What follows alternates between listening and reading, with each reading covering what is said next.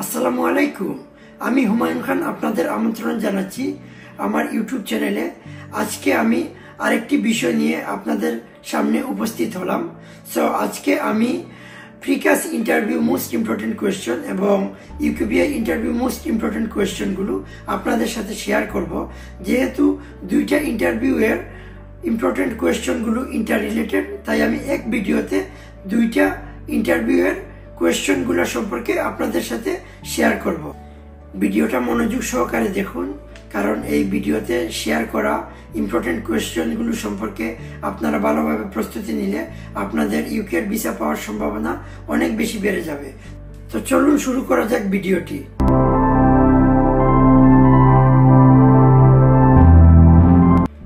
ইউকেবিআই এবং প্রিকাস ইন্টারভিউতে কোয়েশ্চনগুলো বিভিন্ন সেকশন থেকে করা হয়ে থাকে এবং সেকশনগুলোকে আমি ক্যাটাগরাইজ করে নিয়েছি আপনাদের সুবিধার্থে।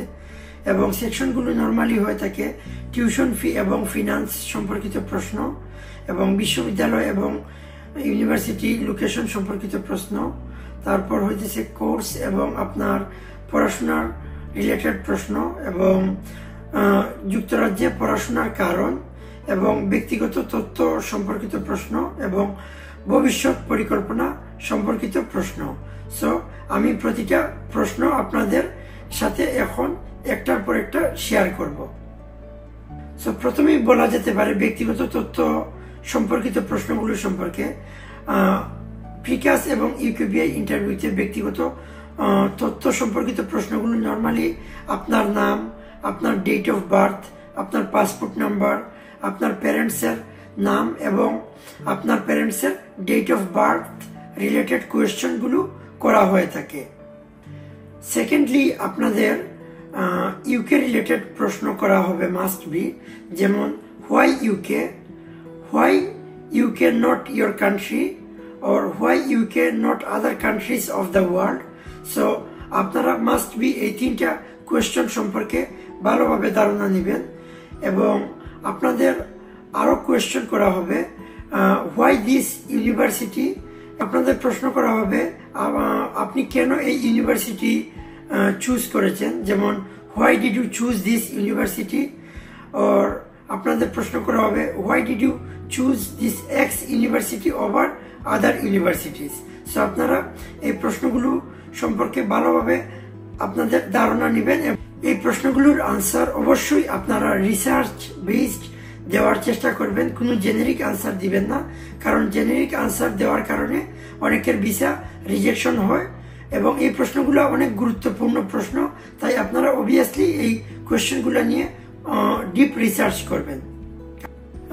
পরবর্তী স্টেপে আপনার কোয়েশ্চেনগুলোকে কোর্স এবং পড়াশোনার রিলেটেড প্রশ্নগুলো বলা যায়। যেমন আপনার কোর্স সম্পর্কিত প্রশ্নগুলো করা হয়ে থাকে, কেন আপনি এই কোর্সটি বেছে নিয়েছেন, হোয়াই দিস কোর্স, কিভাবে এই ইউনিভার্সিটি নিয়ে আপনি রিসার্চ করছেন, আপনার কোর্সের সব মডিউল সম্পর্কে আপনার কি ধারণা আছে। এটি একটি খুবই গুরুত্বপূর্ণ প্রশ্ন।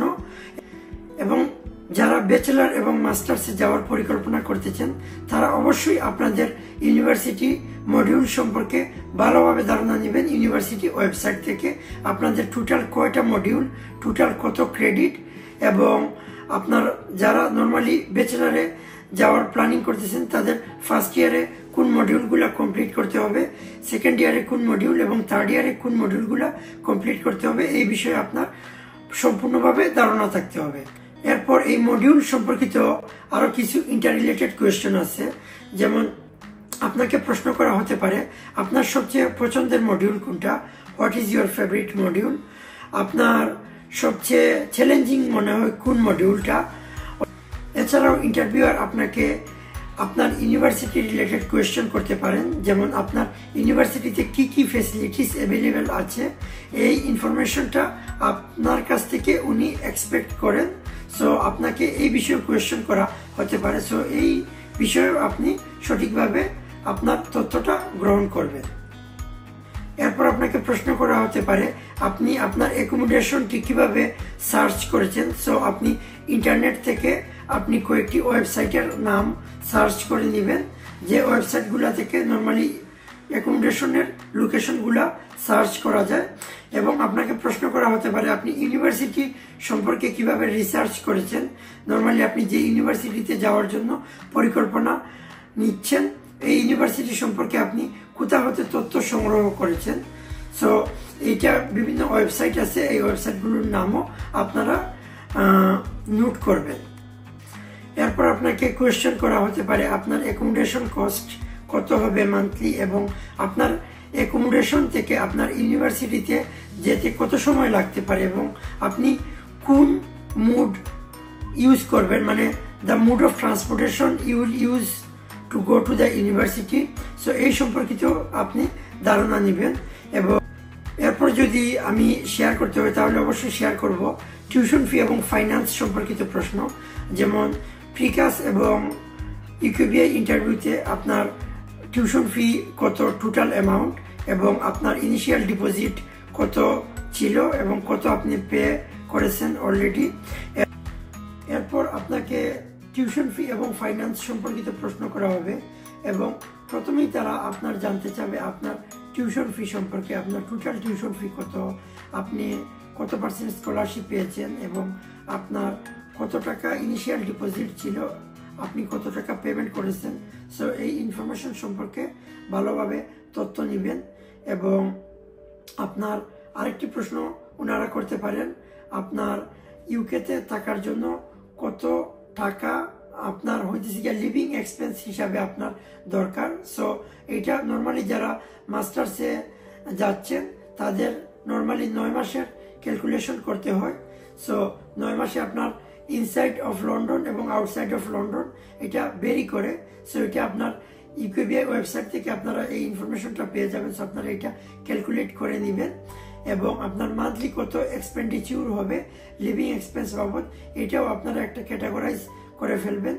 এবং আপনার ফিনান্স সম্পর্কিত প্রশ্ন করা হতে পারে, যেমন আপনার স্পন্সরকে ওনার মান্থলি ইনকাম কত এবং ওনার টাকার সোর্স কি, এবং অবশ্যই আপনি জেনে নেবেন আপনি কোন ফিনান্সিয়াল ডকুমেন্টটি প্রোভাইড করেছেন। নর্মালি এটা কি এফডিআর অ্যাকাউন্ট নাকি সেভিংস অ্যাকাউন্ট ইনফরমেশন আপনি প্রোভাইড করেছেন, তো এটা সম্পর্কেও আপনি ধারণা নেবেন। সর্বশেষে প্রিকাস এবং ইউকিউবিআই ইন্টারভিউতে আপনার সবচেয়ে গুরুত্বপূর্ণ যে সেকশনটি, এই সেকশনটি হচ্ছে আপনার ভবিষ্যৎ পরিকল্পনা সম্পর্কিত প্রশ্ন।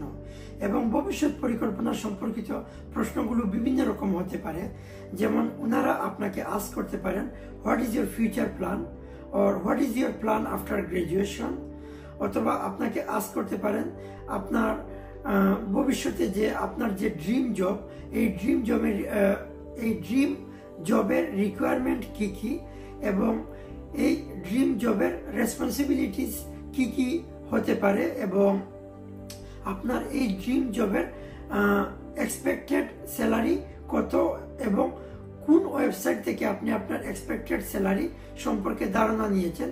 সো আপনি এই বিষয়টা সম্পর্কে খুবই ভালোভাবে আপনার ধারণা গ্রহণ করবেন, আপনার ফিউচার প্ল্যান কি এবং আপনি যে সাবজেক্টে পড়তে যাচ্ছেন এই সাবজেক্ট আপনার ফিউচার প্ল্যানের সাথে কিভাবে রিলেট করে। সো এইটা নিয়ে আপনি ডিপ রিসার্চ করবেন, কারণ এই ইনফরমেশনটা আপনার প্রিকাস এবং ইউকিউবিআই ইন্টারভিউতে ইন্টারভিউয়াররা মাস্ট বি যাচাই করবেন আপনাদের ইন্টারভিউয়ের সময়। তাহলে বন্ধুরা, এভাবে যদি আপনি প্রতিটি প্রশ্নের উত্তর আগে থেকে প্রস্তুত করেন আপনার প্রিকাস এবং ইউকিউবিআই ইন্টারভিউ নিয়ে আর কোনো টেনশন থাকবে না। ভিডিওটি যদি আপনি উপকারী মনে করেন তাহলে লাইক, শেয়ার এবং সাবস্ক্রাইব করতে ভুলবেন না এবং ভিডিওটি আপনি শেয়ার করেন আপনার ওই বন্ধুর সাথে যে বন্ধু ইউকে যাওয়ার প্ল্যানিং করতেছে অথবা ভবিষ্যতে ইউকে যাবে। এবং আপনারা কমেন্ট করবেন আমার ভিডিওতে আমি নেক্সট ভিডিও কোন বিষয় নিয়ে বানাবো। সো দেখা হবে পরবর্তী ভিডিওতে, ততক্ষণ পর্যন্ত ভালো থাকবেন। আসসালামু আলাইকুম।